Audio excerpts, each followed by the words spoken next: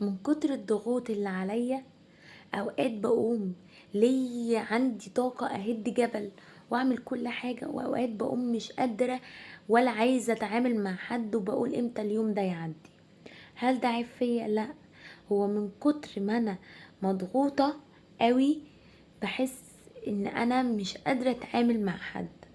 واوقات بحس ان في ناس مش حابة وجودك، او في ناس مش حابة وجودك، في ناس كذابة، وناس بتقعد تعمل مثلا فيلم على اي حد عشان تبين له الشخص الكويس، وانا فاهماه.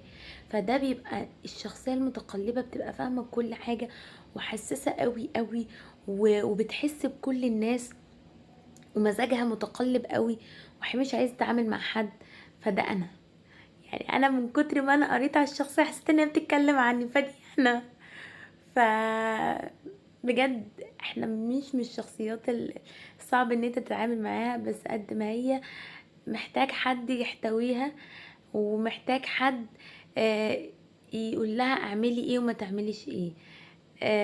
احيانا بتلاقيهم اكتف قوي قوي قوي ناشطين ومش عايزين حد يوقفهم. بس دي الشخصية المتقلبة. وما تنسوش تعملوا لايك وسبسكرايب وكومنت. اشوفكم على خير، وباي باي.